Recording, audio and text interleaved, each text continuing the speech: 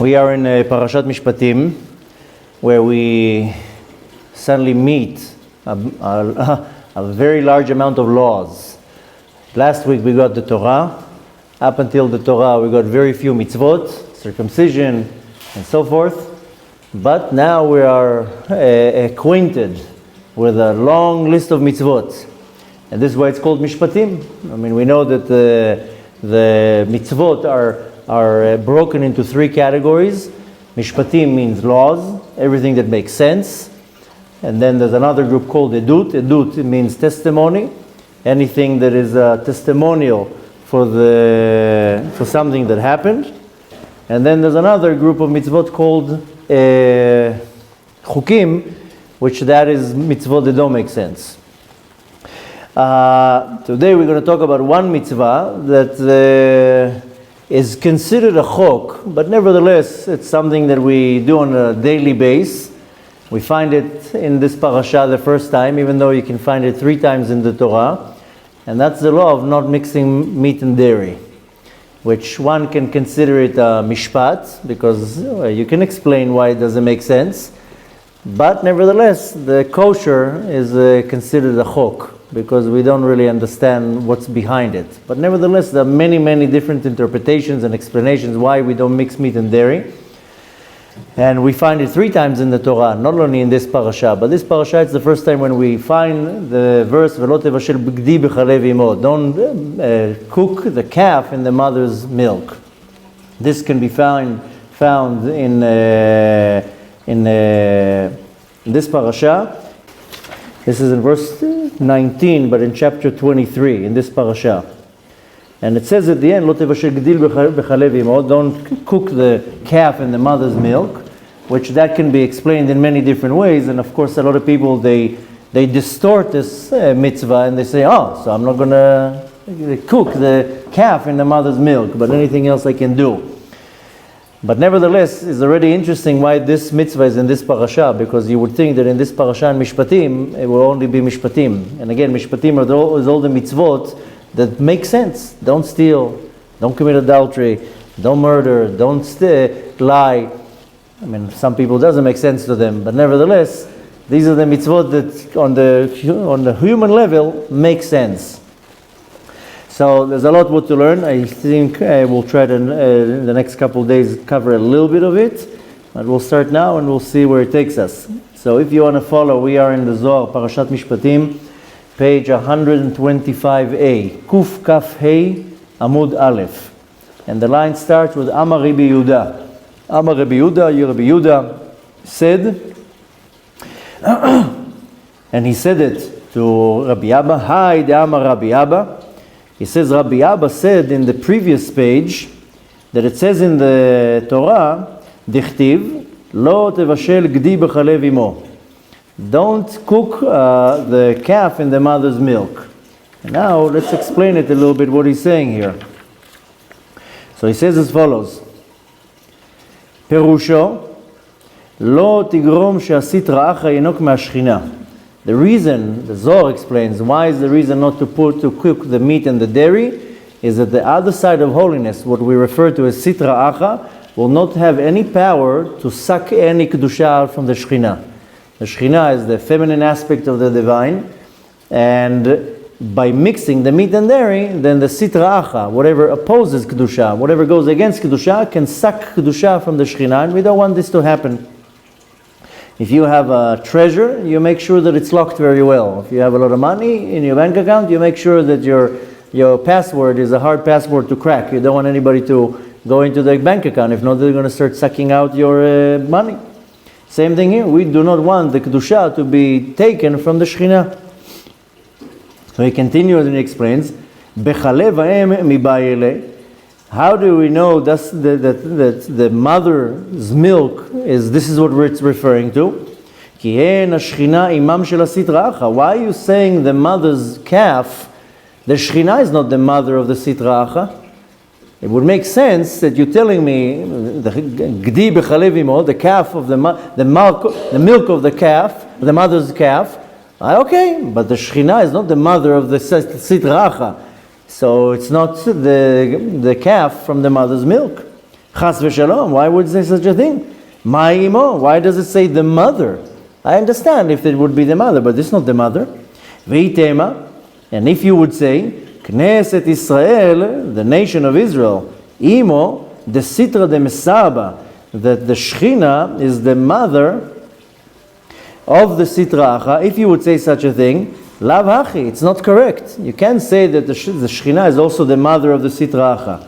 And again, the translation of sitra acha is the other side. Sitra is side and achra is other. We don't even want to say the other side of holiness. It's obvious that it's the other side of holiness. So it's the other side. But if you would say that the Shechina is the mother of the sitra acha, that's a mistake. You cannot say that. Da shmana dama Rabbi Shimon. How do we know that? Because I heard Rabbi Shimon says, Knesset Israel ima kadisha bechul kedish Israel itachada, that the Shechina is the mother, the holy mother of the portion of the nation of Israel that is grabbing on the Shechina. As it says, dichtiv, ki chelek Hashem imo. It says in the Torah that the part of Hashem is imo, with him. Ve'en raui leyaches et hachitzoniim b'shem banim l'Shechina. And it's not befitting even to say that the chitzoni, that something that is opposing kedusha, is the son of the Shechina. Why would you even say such a thing? Ve'lo l'Shechina b'shem em lahem. And the Shechina is not the mother of the other side of holiness in any way. Mipnei shem nivdalim min kedusha, because they are separated from kedusha. Ve'en l'kadosh baruch hu cholek b'tachtonim. And the Kadosh Baruch Hu doesn't have a part in that. The only one in the world below that Hashem has a part in is Knesset Israel, the nation of Israel. Amar Rabbi Shimon says to Rabbi Yehuda, Shapir ka'amarat. You said nice. I like what you said. She'en raui shetikra l'Shechina em. That you're not going to call the Shechina the mother of the sitra acha. Rabbi Abba Shapir, but also what Rabbi Abba said is also nice. Ki lifamim hashechina nikret em lahem. Rabbi Abba was the one who said that the Shechina is the mother of the chitzonim, of the sitra acha. So it's Rabbi Shimon that is strengthening the opinion of Rabbi Yehuda, says you're saying nice. I'm happy that you're saying that the Shechina is not the mother of the sitra acha, but nevertheless, when Rabbi Abba says that it is, it's not so far from the truth, because sometimes the Shechina is called the mother of the chitzoni, of the other side of holiness. Even though it seems to you like Rabbi Abba and Rabbi Yehuda are contradicting each other, but it's not so. Why? Each one is depending on the other. Whatever Rabbi Yehuda says that you can call the Shechina the mother of the sitra acha, and Rabbi Abba says you can. He says, Rabbi Shimon says they're not contradicting each other, rather they're depending on each other. Why is it depending? Everything is depending on one or the other. Because believe it or not, the life force of the sitra acha is coming from kedusha, which is a great chidush coming from the Zohar, telling us that the sitra acha is fed by kedusha. That's where we know that when I do a sin, that's how I feed the sitra acha. And so I have to be very careful how I'm holding my kedusha in it. Ki malchuto bakol mashala. How do we know that? Because we know that the control of Hashem, malchuto, the kingdom, is bakol mashala. He's controlling everything, as it's explained, as it's going to be explained. Tachazi, come and see. Ima di'itachada lehu le'ela lesitrada. The mother that is called the Shechina, and again, the terms, in case you are not familiar with the terms, the Shechina is the feminine aspect of the divine. Sitra achra is the other side, whatever is opposing it, whatever goes against it. And the Shechina is also called Ima, the mother. In the relations between the Kadosh Baruch Hu and the Shechina, the Kadosh Baruch Hu, Hashem, is called Kucha Brichu, the Holy One, and the Shechina is Knesset Israel, is the souls of all our souls. That's why we say it many times before we start a mitzvah, we say L'Shem Yichud Kucha Brichu Shechinte, for the sake of the unity between the Kadosh Baruch Hu and the Shechina. So it says here, the mother, the Shechina is also called a mother. He me'achezet et Israel lemala, letzad ha'kedusha. The Shechina is the one that's grabbing the nations of Israel, that's our souls, and it's connecting it to the world above. This is coming from tzad ha'chesed. The fact that we are connected to Hashem is coming through the Shechina. And needless to say, this is coming from a positive side, Tzad Chesed. Chesed comes from the right side. Ulesitrada, and the other side, this is coming from the side of Gvura, from severity and judgment, which is of course the left side. Utrein einun chad le'yamina v'chad le'smola. And both of them are a way how HaKadosh Baruch Hu governs the world. One is from the right and one is from the left. So has to be a mixture of good and bad. Has to be a mixture of Chesed and Gvura. The Shechina is fed from Chesed. So we are fed also. We, as the souls of Israel, we are connected to the Shechina. We are fed from Chesed. But the Gvura is the Sitra Acha is fed from Gvura. And nevertheless, the Kadosh Baruch Hu runs the world in all types of ways. But no contradiction here that the Shechina and Chesed is on the right side and Gvura and the Sitra Acha is on the left side. And for that, Minhon le'yamina or minhon le'smola, some of the creations they come or they are created or they receive their life force from the right side, and some of the creations receive their life force from the left side. Nevertheless, they're coming from both sides. But they're all connected and they're all dependent on the same mother. And this mother is called the Shechina. But you can never say that the Shechina will get in any type of a way damaged from its holiness. The fact that the Shechina is able to control and govern the Sitra Acha doesn't mean that it's affecting it. Ela le'olam, but nevertheless, forever, Ima Kadisha. The Shechina is always called the Ima Kadusha, the Holy Mother. Cannot be affected by the other side of holiness. Excuse me. Ela ve'itachadan ba, but there is times that the other side of holiness, that is called Sitra Acha, but nevertheless, sometimes you would find it more in a Kabbalistic term, it's called Chitzoni. Chitzoni is something that is coming from the outside. You don't want things to come from the outside. And the Sitra Acha, many times we find the term in the Zohar, in Kabbalah, that it's called Chitzonim, something that is coming from the outside. Nevertheless, sometimes yesh zman shachitzonim nechazim ba. There are times that the klipa is holding the Shechina. So now he's asking, Ematai it achadan ba? When is this klipa holding the Shechina? This is not a good time to think that the klipa is holding the Shechina now, or it has some type of a grasp. In the Kabbalistic term, it's called achiza. I'll give you an example that now we just read about the 10 plagues. And one of the plagues is lice. And we also have lice in this world. And many kids have lice in the school. Here it's very common in Israel, and unfortunately. One time my kids got lice in school, and my wife had to clean their hair. And my daughter told me, Abba, do you have lice? I said, I don't have hair. The lice can't grab on anything. So she says, but you have here hair. So this is very thick hair. The beard is thick hair. The lice cannot grab it. Can only grab thin hair. There's no such a thing, lice on a beard. So here is a good example of the lice is a parasite, something that is fed from Sitra Acha to hold on something. This is called achiza, when it's able to hold. Now if the lice can't hold on my beard, so it doesn't have any achiza.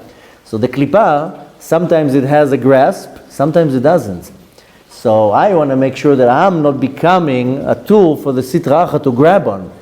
Here he's asking, oy va'avoy, if you're telling me that sometimes the situation that the Malchut, the Shechina, the Klipa can hold it, oy va'avoy, when is this can happen? I don't want to know when this is happening.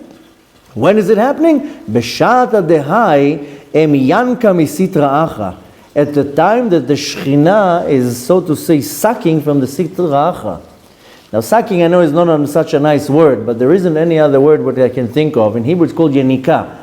Yenika, when a child is feeding from the mother, she's breastfeeding him, the child is fed from the mother, it's called also, the child is sucking from the mother's milk.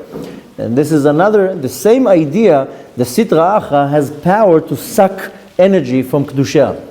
But here he says something very interesting. Sometimes the Shechina is the one that is taking from the Sitra Acha. Dahainu mitzad hashmol v'hagvura. It's pulling energy from the left side, which is called gvura. The left side is called gvura. Vehu be'et sheyesh hitgabrut hagvura elyona. When does this happen? When the gvura goes higher than the chesed. Sometimes the chesed goes up, sometimes the gvura goes up. When the gvura goes up, the Kabbalistic term to that is called hitgabrut hagvurot. Then the gvura becomes way, way too strong. You know what happens in hitgabrut hagvura? Every Friday, and it's depending on the calendar time. But now in the winter, it's in Friday evening between 6 and 7 in the evening.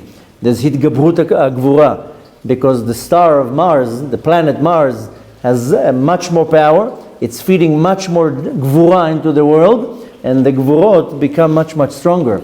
So we don't do kiddush on that time. And if one wants to do kiddush, better to do on white wine. But between 5:45 to 6:45, now in the winter, then because the gvurot are too strong, the whole point why we're doing kiddush is to sweeten the gvurot. Because there are 5 gvurot. And the reason why we hold the kiddush cup like that, because we have 5 fingers pointing up, is to sweeten the gvurot, to take these judgments and to sweeten them. And we specifically do it on red wine. And based on Kabbalah, we have to mix a little bit of water in the wine, because the water, the color of the transparent color of the water corresponds to chesed, and I'm sweetening the wine. But nevertheless, at this time, there's too much gvurot. So if I do kiddush, then I strengthen the gvurot. I don't want to do that. So I prevent myself from doing kiddush between that time.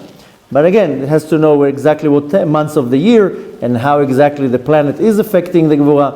But there are times that the gvura is becoming much, much stronger. And then the Shekhinah is sucking energy from Sitra Acha.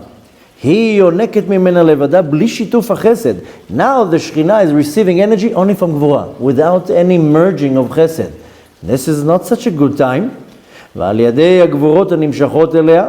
a lot too much judgments are being pulled to the Shekhinah, then nevertheless, then the chitzonim, the power of the klipa is running the show right now. It has much more power, and it has control over it.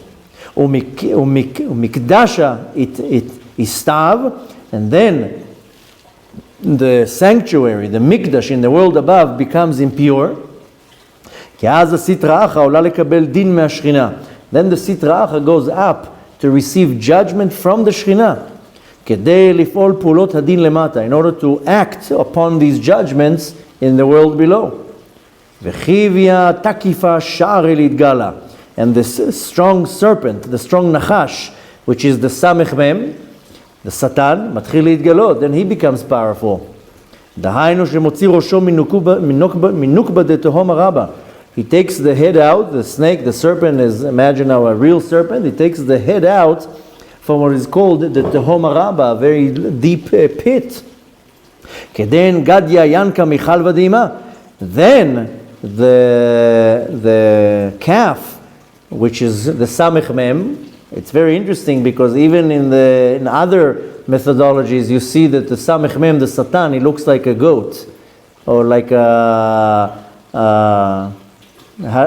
a ram, but like a goat, right? It's very interesting because the calf of the goat is called, the Samech Mem is called the Gdi. Gdi is a goat.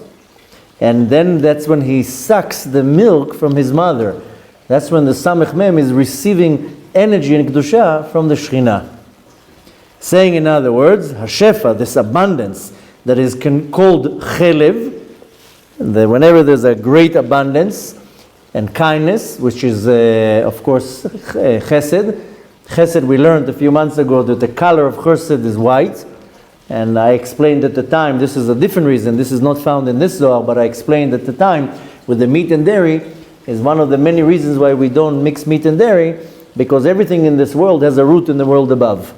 And whatever is rooted in chesed will most likely be white in this world. Whatever is rooted in gvura, most likely will be red in this world. So the meat, the color of meat is red, then we know that meat is rooted in gvura. Milk is white, and it's rooted in chesed.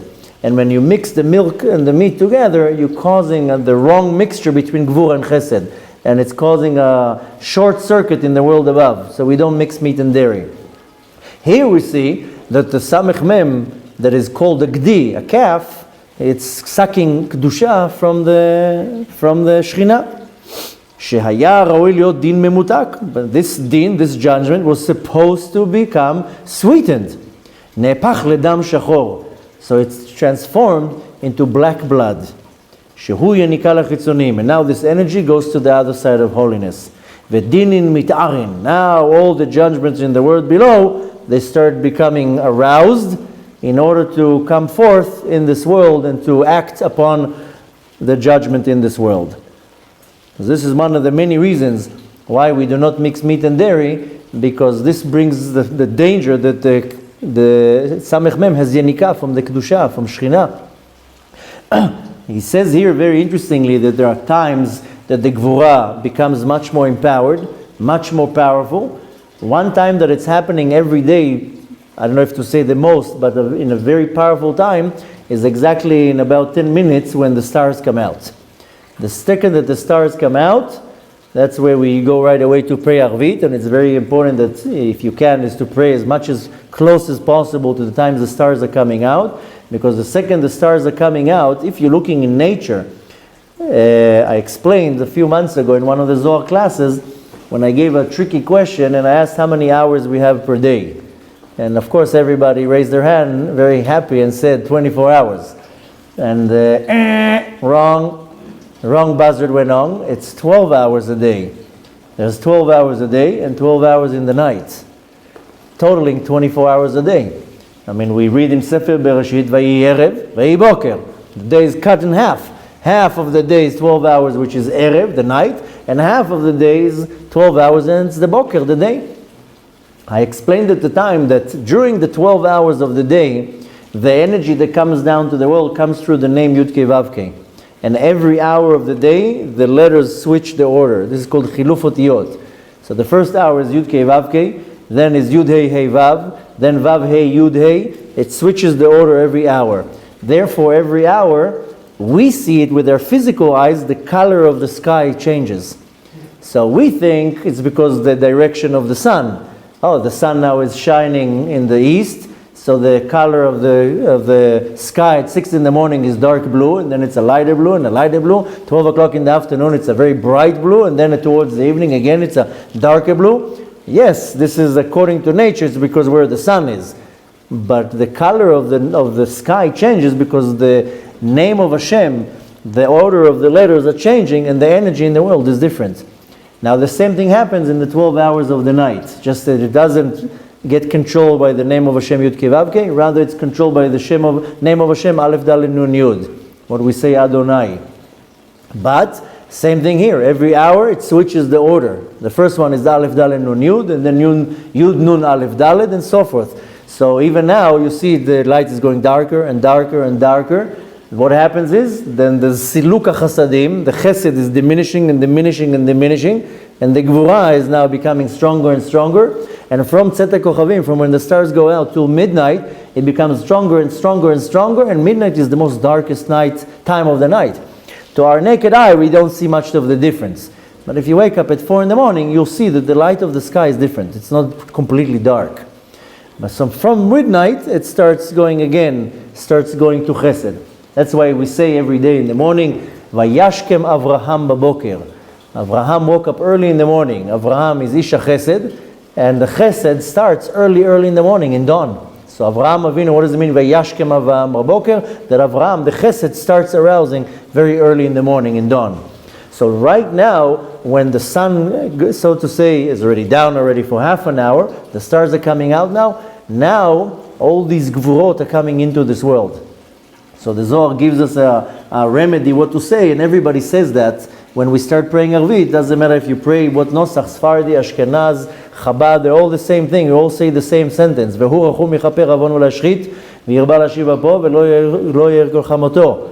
the reason why we say that, because at the time when the stars go out, there are 4 demons, 4 mashchitim that go down to the world. And they start becoming, creating a havoc. This is exactly what it says, that the din the judgment becomes stronger, and they're looking where they can apply this judgment. And these 4 angels, their names are in this verse that we say. Hu rachum yechaper avon. Avon is the first one's name. Velo yashchit. Shachat is the next name. Yirba lashiv apo. Af is the third one. Velo yir kol chamato. Chama is the 4th name. And each and every one of them, maybe tomorrow, the next day, we'll give a more detailed class, because it's unbelievable to see how each and every one of these mashchitim, these destructive angels, there are 4 tzaddikim that correspond to them. And 4 tzaddikim that were thrown into the fire. Avraham, and then another 3 tzaddikim that were thrown into the fire. And then against to that, there are 4 korbanot, 4 sacrifices. And it's very interesting. Maybe we'll take a detour and explain that tomorrow, the next day. But the reason why we say that is to annul it. And we say right away after that, Shema Yisrael Hashem Elokeinu Hashem Echad. And the thing we'll do maybe tomorrow, the next day. We'll see how fast we finish this part and explain it. And we see how we uproot these dinim at the beginning of the night. So here it's saying that the time when the dinim, the judgments, are becoming much, much stronger in the world, that's when the Samech Mem has power, the Sitra Hacha has power, and then it's able to start instead of that it's taking energy from Shekhinah, the Shekhinah is taking energy from the Gvura, which, needless to say, that is causing a very, very strong problem. Now, just to finish this little part, the next part is actually very long. So we'll do the next part tomorrow. But just to conclude what we were saying today, that this is again one of the reasons why we do that, why we don't mix the meat and the dairy, is because whenever we mix the meat and the dairy, then the other side of holiness has achiza, it has a grasp. I don't want in any given moment for the other side to be able to grab me. And the way the other side is able to have grasp on me is if I sin.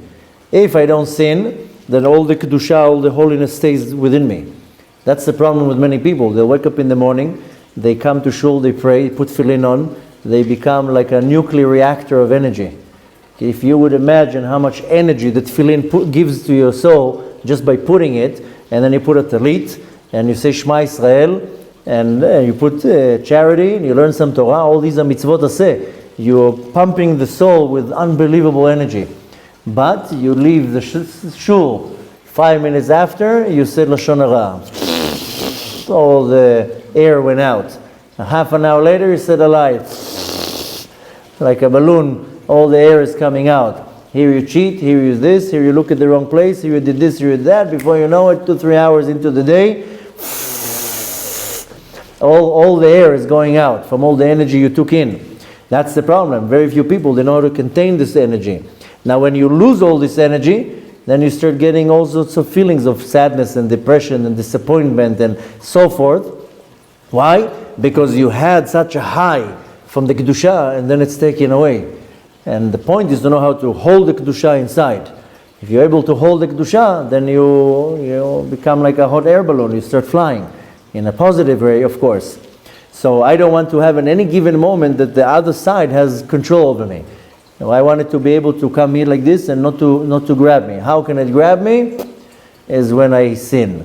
The analogy to that, for us to picture it, I don't know if you've ever been on a yacht, but if you are on a yacht and it's a big yacht, if you fall overboard, you can't grab the sides of the yacht.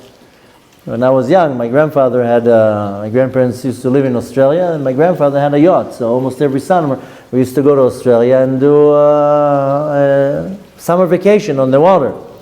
So we would jump off the yacht. You can't get up.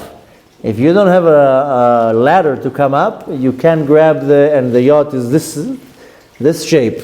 So you can't grab. And unless you have usually from the back will be a ladder. But this is the idea, that you don't want the other side of holiness to be able to grab you.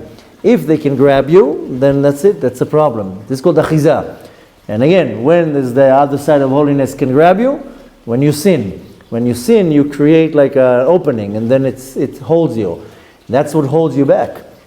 And a lot of people don't understand because they do tshuva, they do a lot of mitzvot, and they say, I feel like I'm standing in the same spot, or I feel that I'm doing everything for nothing, or whatever, each one has different feelings. But that makes a lot of sense because you're kind of walking on a treadmill. You're going 2 steps forward, 3 steps back, two steps forward, 3 steps back, and backwards and forth. So this is one of the many reasons why we don't mix the meat and dairy. But it's for us also to understand that the energy, we get energy from the world above. The Baal Shem Tov explains it in a very easy and clear way. He says there's in the world above 2 chambers. Heichalot. One chamber is chambers of purity, one chamber is chamber of impurity. Tum'ah and Tahara. Kedusha. I like calling it like an IV. You go to a hospital, chas v'shalom lo aleinu, you see a person sitting like this in the bed, and there's an IV. And whatever you put in the IV, that's what's going to go into the hand. If it's just water in the IV, then that's what they get water. But in the hospital, they'll put medicine and antibiotics or whatever. So according to what the Baal Shem Tov explains, then we have 2 IVs connected to us. One here and one here. One is coming from Kedusha, from holiness. One is coming from Tum'ah, from impurity.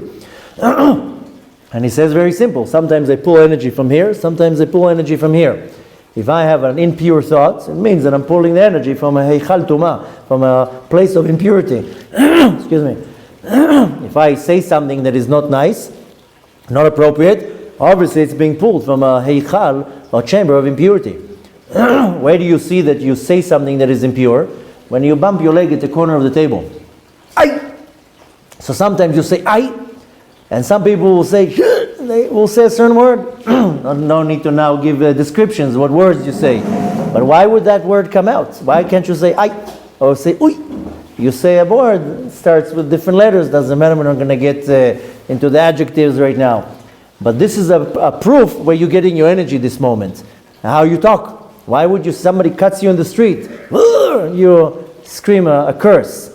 So you know that the speech is coming from an impure place. Sometimes you can look at a situation, you judge the person wrong, you know this thought is coming from a heichal tumah, from a chamber of impurity. If you're looking at a situation, right away you feel mercy, and if the person is in a bad situation, right away you feel mercy, or thoughts of feeling bad to the person, you know, okay, this is coming from a pure place. So I need to know where I'm pulling my energy from. If I'm pulling energy from a heichal, a chamber of kedusha, or I'm pulling my energy from an heichal of tumah, of a place of impurity. And therefore I constantly don't want to mix between the two. We see it as meat and dairy, as a cheeseburger, but you have to look at it in a level that is 1 step higher. Be'ezrat Hashem, this will allow us to start realizing how do I make a separation between kedusha and tumah, between the impurity and the purity. And one of the things is where we start in this week's parasha is not mixing the meat and dairy.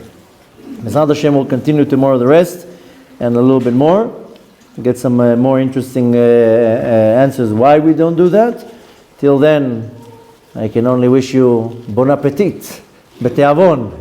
רבי חנניה בן הקשה אומר, רצה הקדוש ברוך הוא זכות את ישראל, לפיכך הרבה להם תורה ומצוות, שנאמר אדוני חפץ למען צדקו יגדיל תורה ויאדיר.